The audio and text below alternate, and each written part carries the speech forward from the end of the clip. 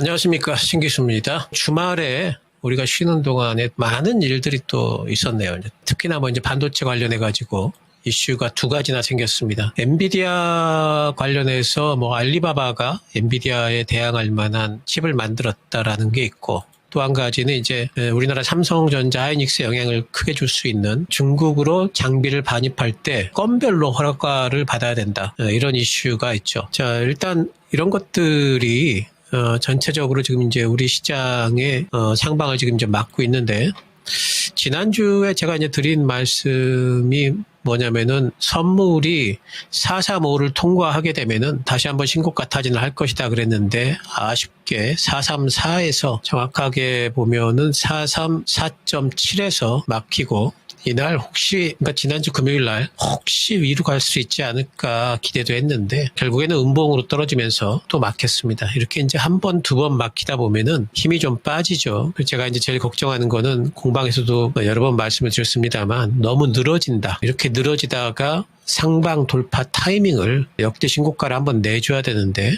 이 타이밍을 놓칠 수가 있다. 이런 부분들을 이제 지금 말씀을 좀 드리고 있는데, 계속 이렇게 타이밍을 놓치면서 있다 보면은 시장이 점점 상방보다는 하방 쪽으로 조금 더 방향이 잡히게 되는 이유는 점점 상방에 대한 기대는 감소하고 하방에 대한 불안은 커지게 마련이거든요. 그래서 이제 그런 부분들이 조금 걱정이다. 지금 요즘에 이제 공방에서 말씀을 드리고 있습니다. 하지만 이번에는 어쨌든 반등은 나올 걸로 봅니다.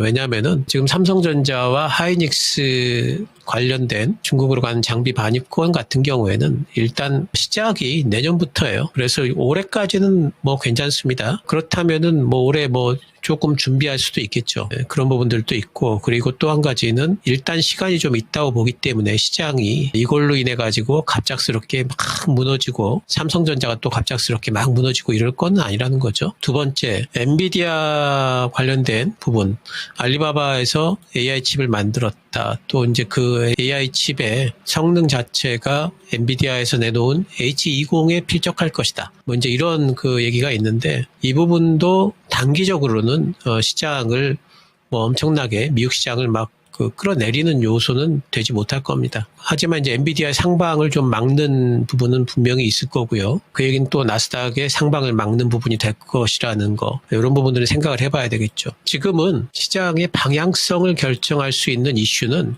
금리예요.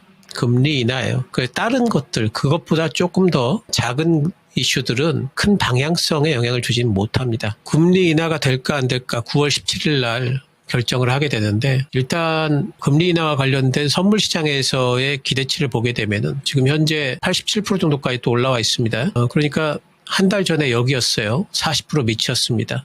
그게 또 올라왔고요. 그리고 이런 것들이 점점 올라와 있는 지금 상태죠. 그래서 이런 부분들을 보게 된다면은 이번에 9월 달에 FOMC에서 금리 인하와 관련된 부분은 거의 이제 시장에서 확정적으로 이제 생각을 하고 있고, 이번 주에 발표될 고용 지표, 또 다음 주에 발표될 CPI 이런 것들이 크게 어떤 그 시장 기대치를 벗어나지만 않는다면은, 그러면은 금리 인하는 거의 이제 될 걸로 봐야죠.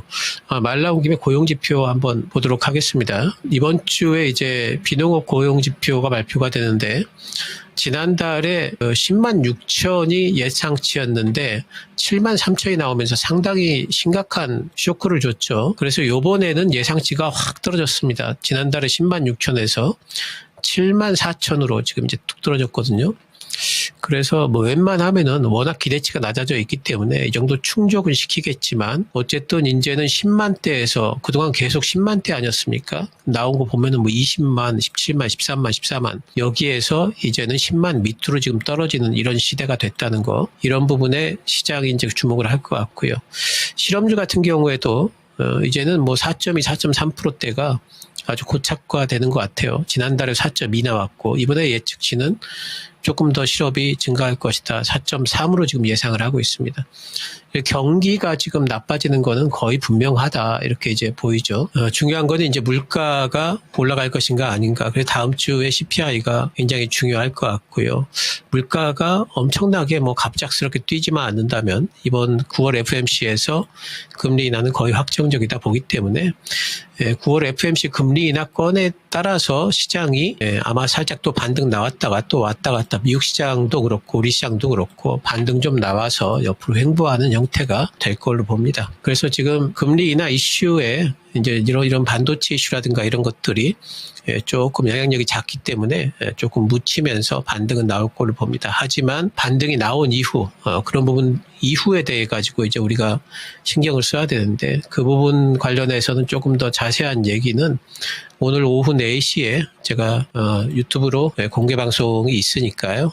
그때 조금 더 자세하게 시간을 내서 말씀을 드리도록 하겠습니다. 자, 오늘 특징 섹터 보면은요, 뭐 반도체 안 볼 수가 없겠죠. 삼성전자가 2%나 빠지고, 하이닉스는 지금 뭐 4%가 빠지고 있습니다. 방금도 말씀드렸습니다만, 삼성전자 많이 빠지면은 주황색 선, 여기가 이제 481선입니다. 아마 이 정도까지 빠지겠죠. 조금 더 빠질 수 있습니다. 오늘 당장 안 빠진다고 해도 내일 조금 더 빠질 수 있지만, 하지만 그 이후에 또 반등이 나올 겁니다. 그래서 단기적으로 이 부분은 이제 소화를 하고 가지 않을까 싶고, 그래서 지금 오히려 오늘 빠질 때, 오늘 내일 반도체들 빠질 때 오히려 지금은 좀 잡아야 되지 않을까 싶어요. 그래서 소부장들의 어떤 그 올해 하반기 실적 전망이 이 건 때문에 바뀌는 것도 아니고 뭐 계속 이제 리노공업 반등 나오려고 하다가 지금 저기 하고 있고 뭐 솔브레인 같은 경우에는 오히려 지금 아래쪽에서 바닥을 잡는 느낌이 있고 원익 IPS도 잘 가다가 지금 오히려 조정받는데 뭐 이런 종목들 오히려 잡아주면은 단기적으로 또 뭐 한 10%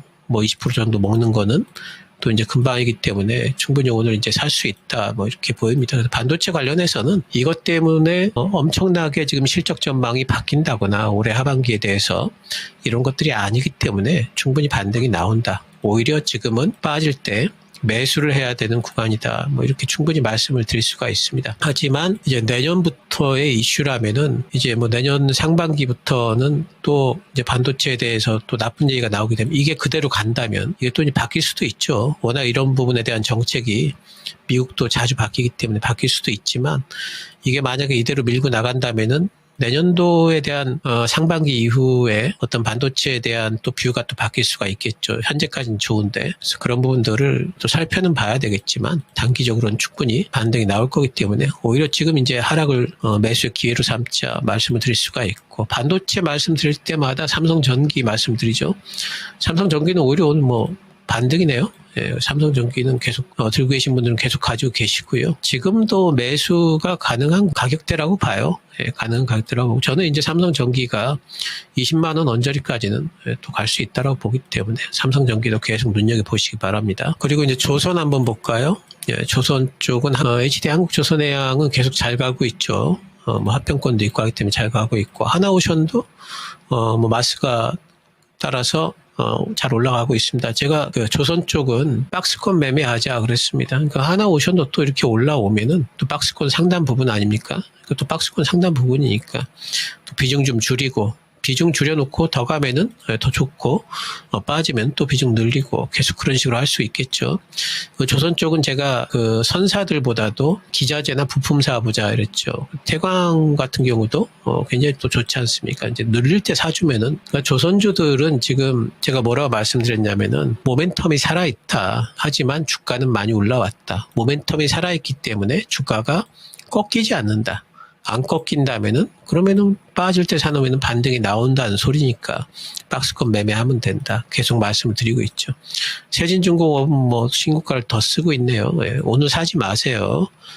제발 이런 거 따라잡지 마시고 아무리 좋아 보여도 강조분 강한 종목이 생겼네. 강하게 보이네. 그러면은 기다리는 거죠. 조정 구간을. 그러니까 이런 강한 구간에서 이렇게 잘 가는 구간에서 조정 기다렸다가 21선 사주고 하면 또 금방 또 나오고 또 상단 오면은 또 비중 줄이고 빠지면 또 샀다가 좀 기다리니까 또 올라가지고 얼마나 이렇게 모멘텀이 살아있는 섹터는 매매가 얼마나 쉽습니까? 조금 기다리는 법만 알면 돼요. 조금만 기다리면은 매수 타이밍이 딱딱딱 오는데 그거를 못 기다리고 또 따라잡으면은 또 금세 또 물려버리죠. 그럼 또 얼마나 또 마음고생해요. 그러니까 계속 그런 방식의 박스권 매매를 할 수가 있고요.